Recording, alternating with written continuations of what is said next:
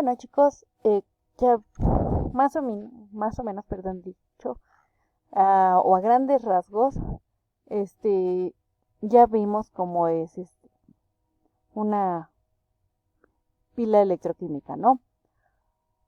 Bueno, también hay que mencionar que no solamente tenemos ese tipo de forma de ver los cambios, ¿no? También tenemos, por ejemplo, el electroimán, que es hacer un imán artificial. A eso va a estar formado por un dispositivo que va a tener como núcleo un hierro dulce, así se le llama, que va a ser un hierro muy conductor, ¿no? En esto se va a formar, o mejor dicho, se va a colocar en forma de bobina, que quiere decir que va a ser estas espirales. A esto se le llama bobina, ¿ok? Y un hilo conductor recubierto de un material aislante tal como seda o barniz. O sea, todo esto ya se va a tener y ya posteriormente se le va a poner hilo o un barniz aislante para que solamente pase la corriente dentro de este cable, pero no pueda pasar fuera del mismo, ¿no? Por ejemplo, que tocaras esta bobina no te electrocutaras. Eso es lo que quiere decir. Este dispositivo se va a comportar como un imán mientras se hace circular una corriente por la bobina.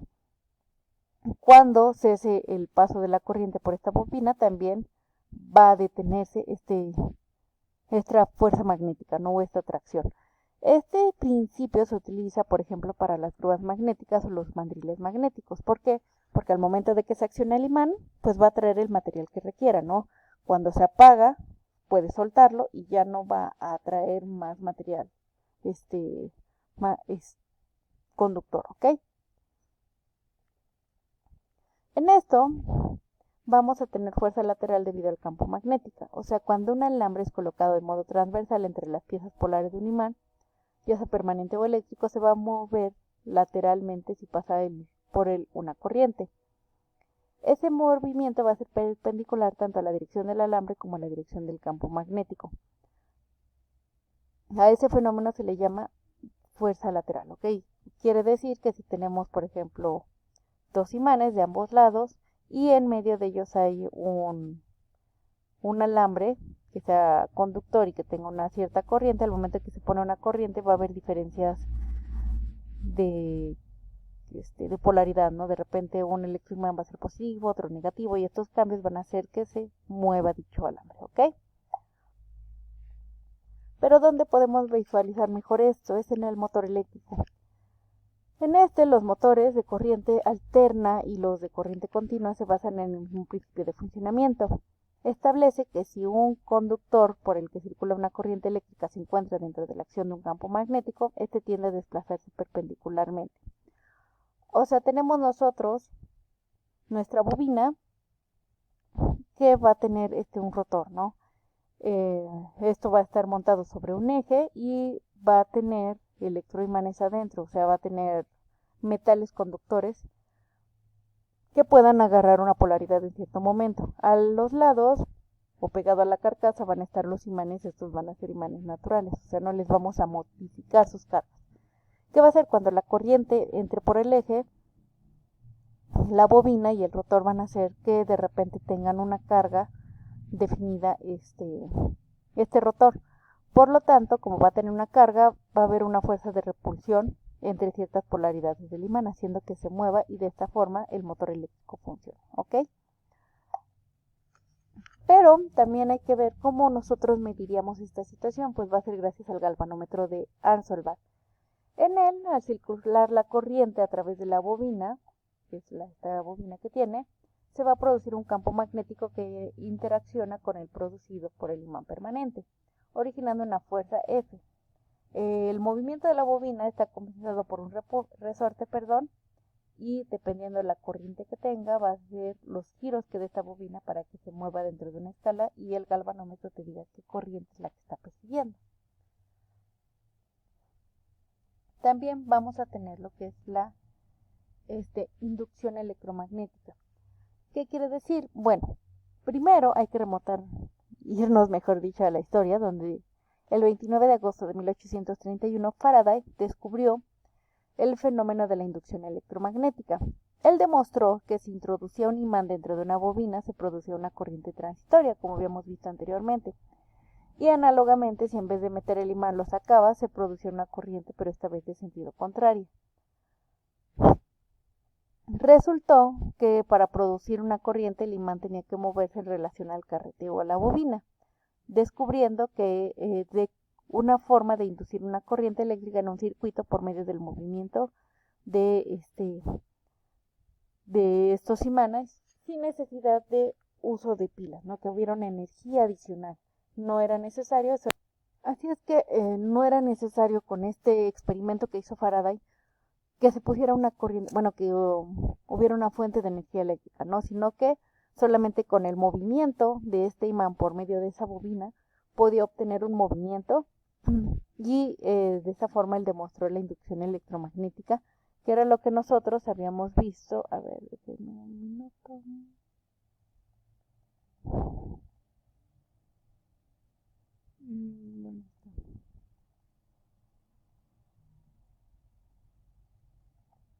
¿Qué es lo que habíamos visto acá, no?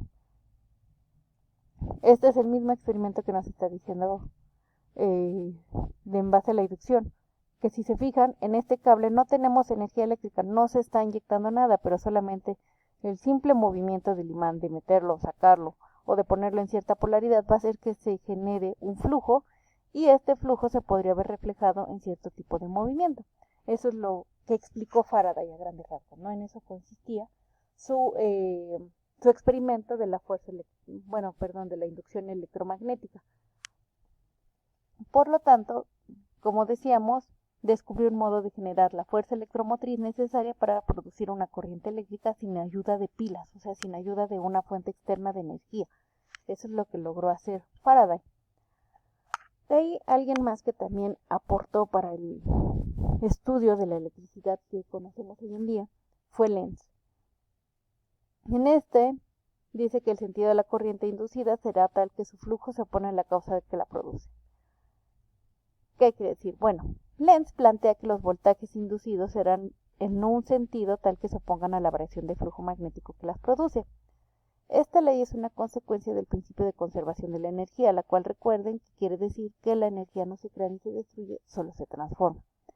La polaridad de un voltaje inducido es tal que atiende a producir una corriente, cuyo campo magnético se opone siempre a las variaciones del campo existente producido por la corriente original.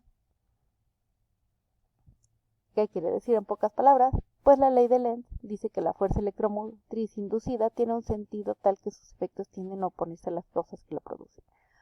Si tenemos una fuente o una bobina, por ejemplo, que está inducida, ¿no? Tiene cierta corriente. Cuando se acerca el polo norte de un imán a esta bobina, se va a acercar, va a debilitar el campo magnético principal, ¿no? Se va a mover de cierta manera la corriente dentro de dicha bobina. Pero si se aleja el polo norte de un imán,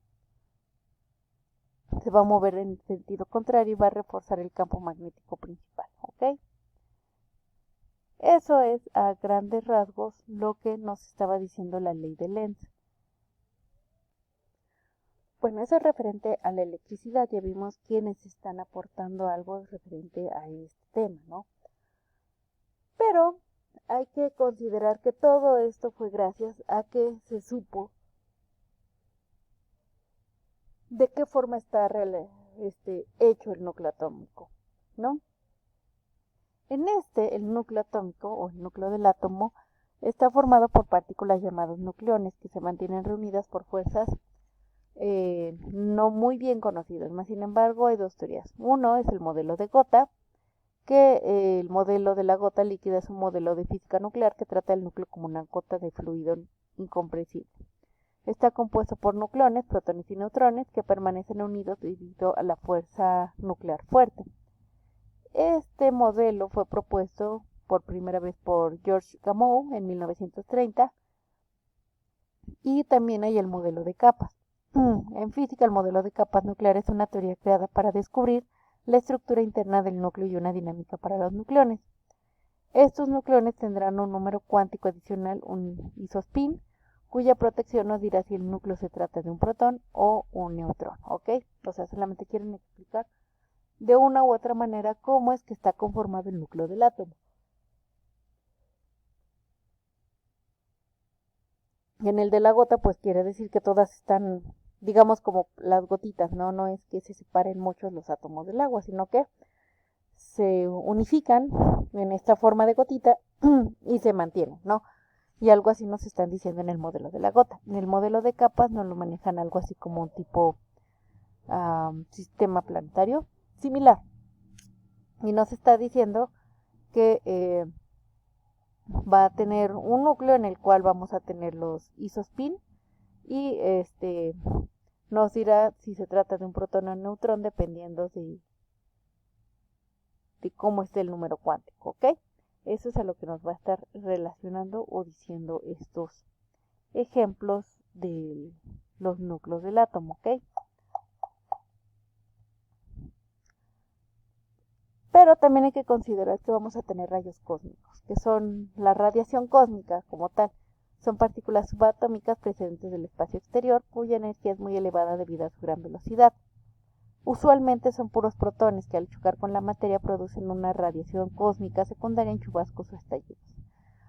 He ahí el por qué en algunos casos vemos, por ejemplo, las erupciones en el Sol, pues esas erupciones van a generar rayos cósmicos.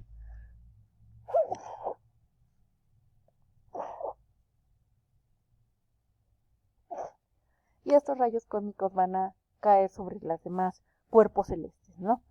Provocando que haya una radiación cósmica y sean los chubascos cósmicos o estallidos cósmicos resultantes, ¿ok?